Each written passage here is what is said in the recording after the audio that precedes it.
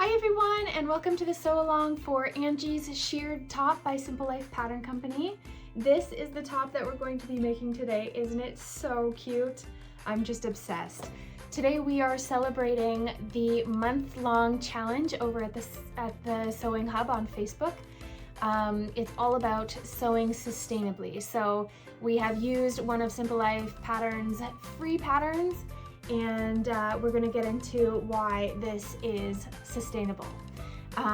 Angie's Shirred top is a perfect top to make for all skill levels. It's really super simple, and the outcome is just adorable. It has this shirred bodice and adjustable tie straps, so it's both comfortable and customizable. It will last for years and years and years. Before we get started, let's go over what you'll need. I'm so excited to get to do this with you guys. For this project, thank you so much you'll for need being here. Your ruler, the fabric of choice, some elastic thread, scissors or a rotary cutter, an iron, some pins. This friction pen is amazing. I highly recommend it. And of course, your sewing machine. The pattern recommends using lightweight woven fabrics like cotton, chambray, or linen, but today we're going to get a little creative. We're going to use an upcycled bedsheet. Upcycling is such a great way to breathe new life into materials you already have at home. Not only does it help reduce waste, but it can also give your garment a unique look that you just can't find in stores. Plus, it's an excellent way to add a sustainable twist to your sewing projects. So, grab that vintage or colorful bedsheet from the back of your closet and let's turn it into something fabulous. Make sure you check your fabric for any flaws or worn areas, and we'll talk more about how to plan your cutting layout around those in just a moment. Using an old bedsheet is a fantastic way to create a unique garment while being eco-friendly and budget-conscious. It's a great way to find a use for flat sheets you might already have on hand. Because who uses flat sheets anymore? You'll also want to press the fabric with an iron to remove any wrinkles. This makes it easier to cut precisely.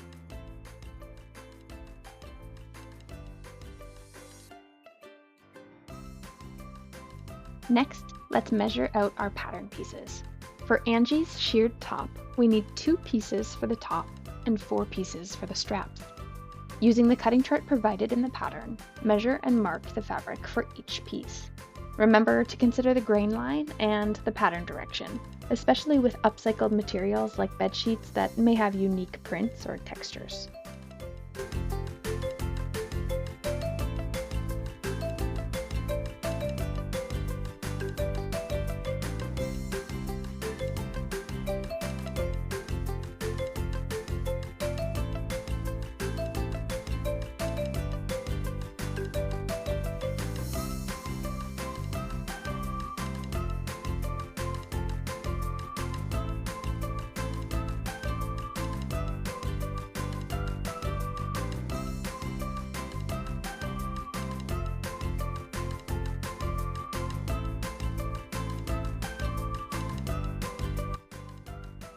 Carefully cut out the fabric pieces using either fabric scissors or a rotary cutter. A rotary cutter is great for straight, clean edges, especially with larger pieces like a bed sheet. Take your time with this step. Cutting accurately is essential to ensure everything fits together perfectly in the end.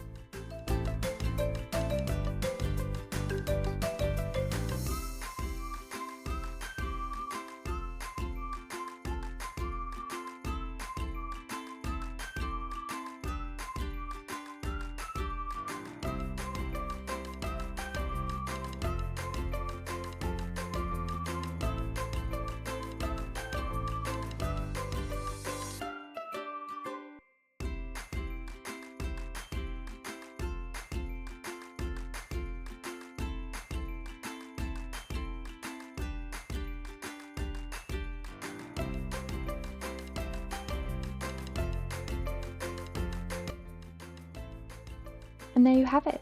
Our fabric pieces are ready to go. With all of our pieces cut out, we're ready to start sewing. Upcycling is such a passion of mine, and I am so excited that you're here doing this with me. It's so special and unique, and that it's environmentally friendly is a huge plus. Now that we've got all of our fabric pieces cut out, let's start sewing. We'll begin with the two main top pieces. Place them right sides together. That means the printed sides of your fabric will be facing each other. This is important to make sure that the seams end up on the inside of the garment.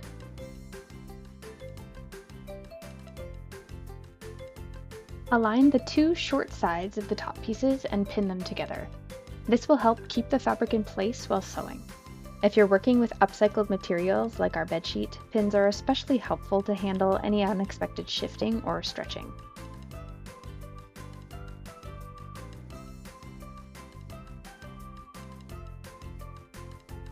Using a straight stitch, sew along both short sides with a 3/8 inch seam allowance.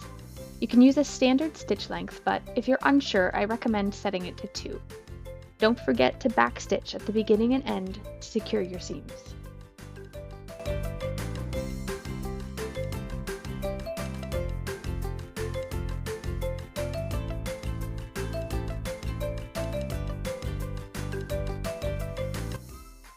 Once you've sewn the side seams, finish the raw edges with a serger or zigzag stitch. This will prevent fraying and give your garment a more professional look. If you're upcycling, this step is even more important since older fabrics may fray more easily. You can either finish both edges together or separately. Here, I'm finishing them together. If you've finished them separately, press your seams open with an iron. Pressing is key to getting clean, crisp edges and a polished finish on your top. Pressing every seam as you sew can make a huge difference in the final look of your garment. Pressing seams also reduces bulk in the seams, but since we don't have any lining here, that won't be a problem. Now let's work on the bottom hem. With your top piece still wrong sides out, fold the bottom edge up 1/2 inch and press.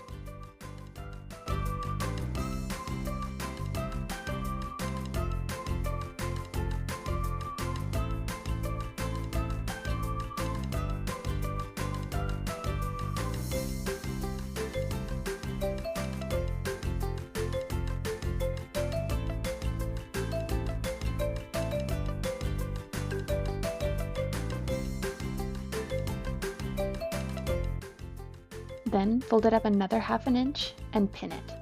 This double fold hem will give a neat finish by hiding the raw edges and preventing fraying.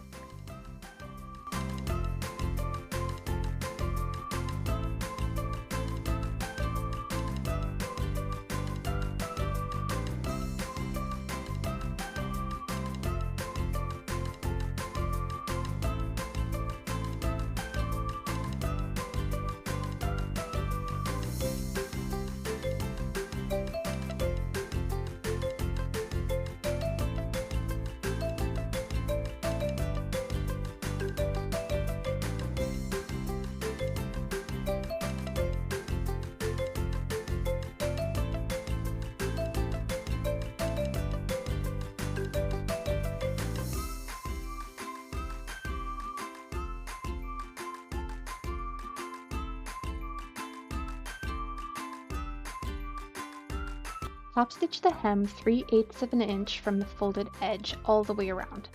Take your time with this step to ensure your stitches are even and straight. For a professional look, you might consider increasing your stitch length slightly to around a 3.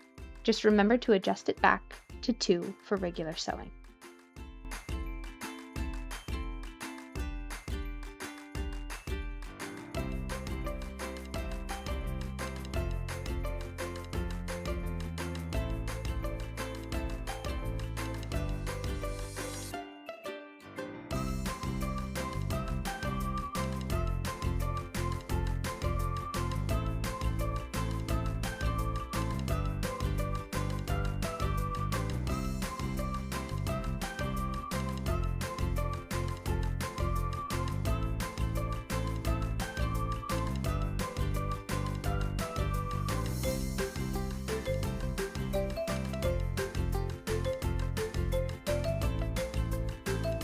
Now let's finish the top edge with a rolled hem.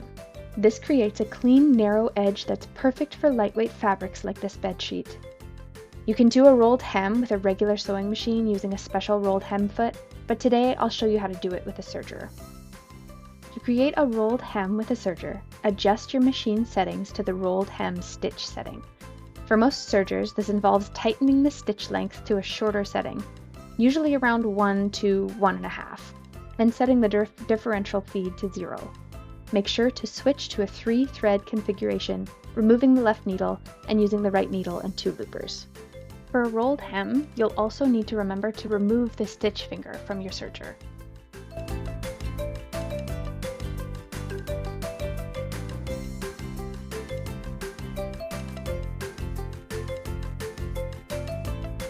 Line up your fabric and carefully guide the top raw edge through the serger, allowing the machine to create a neat, narrow hem. Take your time and keep the fabric edges even for a consistent finish. If you're using a sewing machine, remember to go slowly and keep the fabric taut to avoid puckering.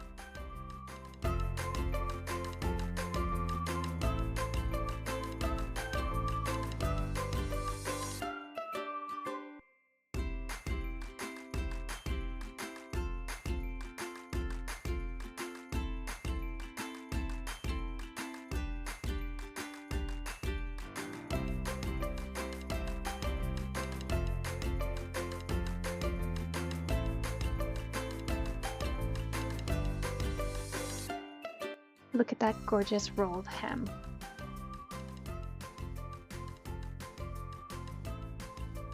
To finish the rolled hem, tie your tail in a knot and clip off the excess.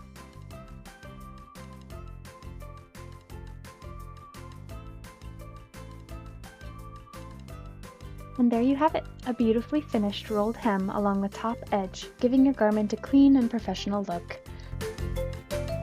Okay, now let's have some fun. It's time to shear the bodice. Shearing is what has that beautiful texture and stretch, making it both comfortable and stylish. If you've never sheared before, don't be afraid. I promise I'm going to walk you through this step by step. Okay, let's go. First, we need to prepare our bobbin with elastic thread. This step is crucial for creating that sheared effect. First, cut the end of the elastic thread to make it easier to thread through the bobbin hole. Then, hand wind the elastic thread onto your bobbin. Make sure to do this by hand, not with your machine.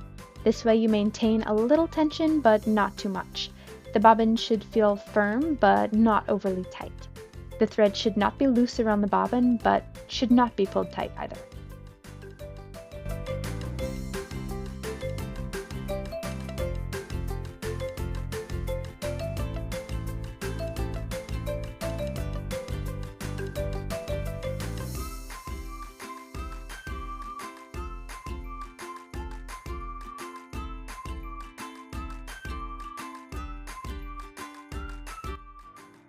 Remove the original bobbin and replace it with the elastic thread into your sewing machine, just like you would with regular thread.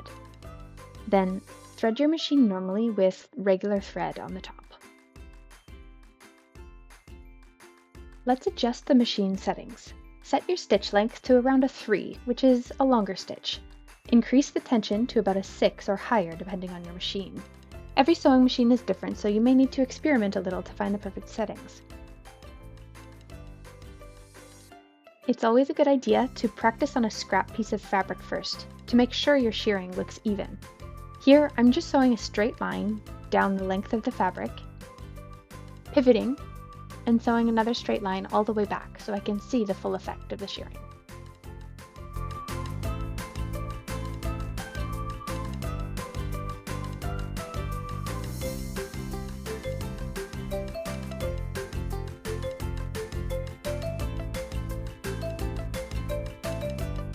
We'll begin shearing a 1/4 inch down from the rolled hem, starting at one of the side seams. Sew all the way around the top edge, keeping your stitches straight and even. When you get close to where you started, angle your stitch path down between a 1/4 inch to a 1/2 inch below the first row of shearing. Continue shearing in a loop, keeping each row about a 1/4 inch to a 1/2 inch away from each other. Keep sewing in a loop around and around the bodice until you get to the number of rows specified in the pattern. For sizes 3T to 5, you'll need about 9 rows. For sizes 6 to 8, you'll need 12, and for sizes 9 to 12, you'll need about 16. Remember to backstitch at the beginning and end to secure your stitches.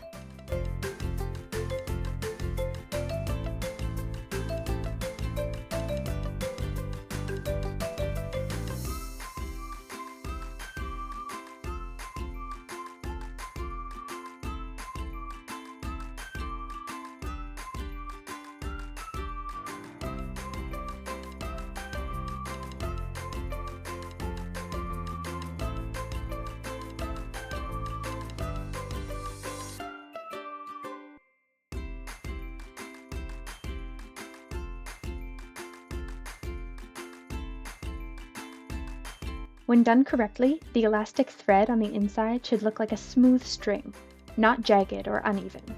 The fabric should have a nice stretch, but also snap back to its original size.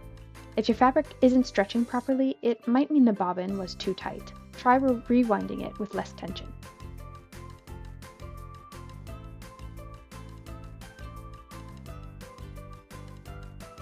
Once all the rows are complete, we'll use a steam iron to set the shirring. Don't press directly on the fabric. Instead, hover your iron over the stitches and release bursts of steam. This will help the elastic thread shrink and tighten, creating that beautiful gathered effect. I don't trust my iron not to spit water all over my project, so here I opted to use a garment steamer. It works just as well as a steam iron, but it's so much easier to use. I love watching how the fabric transforms under the steam. It's honestly like magic.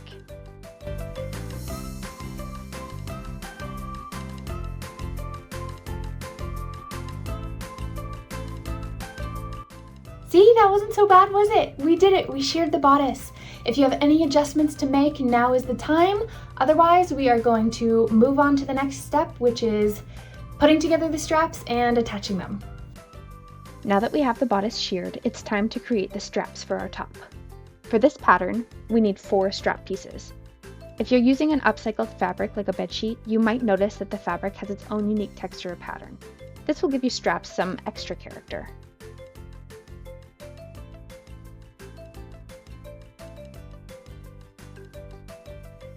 Let's start by folding both short ends of each strap piece in by 1/4 inch and pressing them down.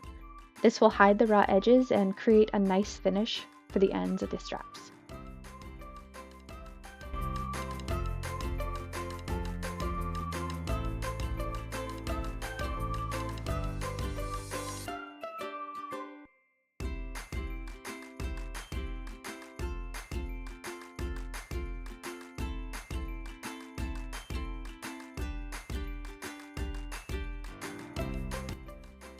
Next, fold each strap in half lengthwise, wrong sides together, and press along the fold.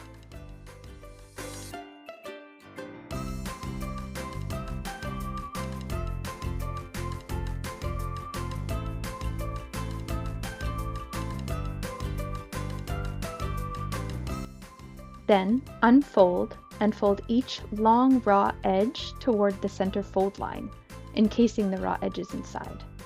Press again to keep everything in place.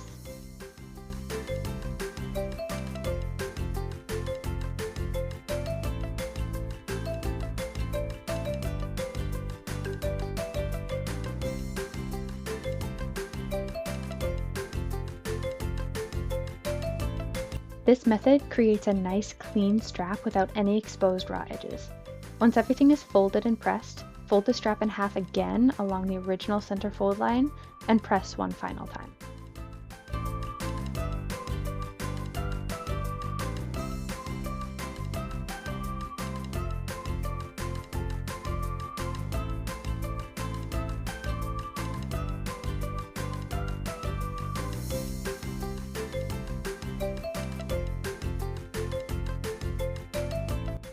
Using 1/8 inch seam allowance, we're going to sew down one short end, pivot, and sew all the way down one of the long ends. This secures the folds in place and gives the straps a professional finished look. Make sure to sew slowly and keep your stitching straight for the best results.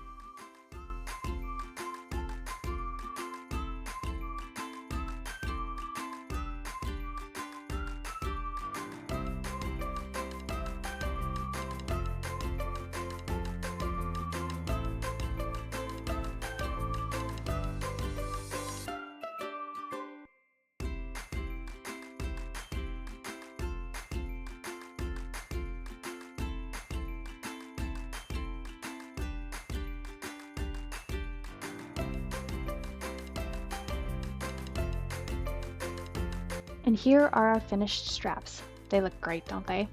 Making your own straps allows you to match them perfectly to your fabric, and it's a simple way to elevate your garment. The folded and top stitch edges will ensure these straps are sturdy and comfortable. Okay, now let's continue to secure our straps to our bodice.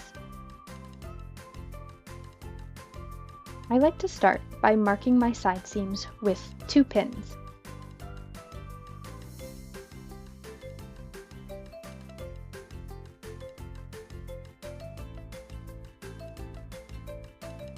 To find the center front and the center back of my bodice, I match up those pins together, and I mark the folds with 2 more pins.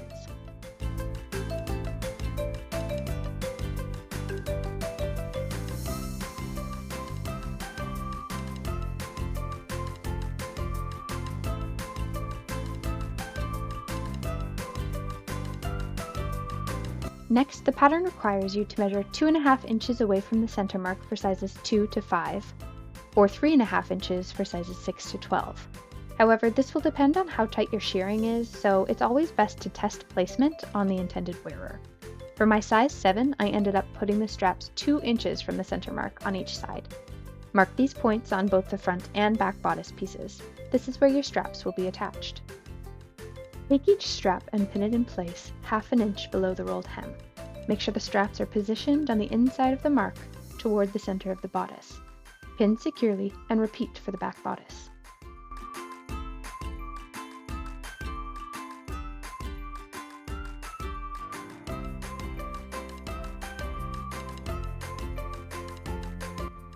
Now we will sew the straps in place. I like to sew once at the very top of the bodice and again about 3/8 of an inch down. This will keep the strap from flipping and keep everything neat. Be sure to backstitch at the beginning and end to secure the straps firmly.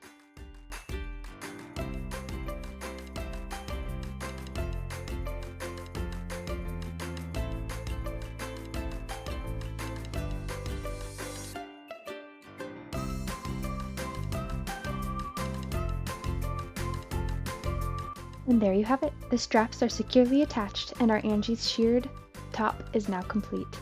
Look at how the upcycled fabric gives it a unique flair while still being stylish and comfortable. Thank you for joining me for the Angie's Shirred top sew along. I hope you had as much fun as I did making this beautiful shirred top out of an upcycled bedsheet. It's always amazing to see how we can turn something old into something fresh and stylish and new. If you made this top, we'd love to see it, so please share your creations in our Facebook group, The Sewing Hub, so everyone can admire your work and get inspired. You can also share it in the Simple Life Pattern fan group on Facebook, as well as Instagram and all of those other places. Give us a tag so we can make sure we don't miss your amazing creations. Thanks again for coming. We'll see you next time.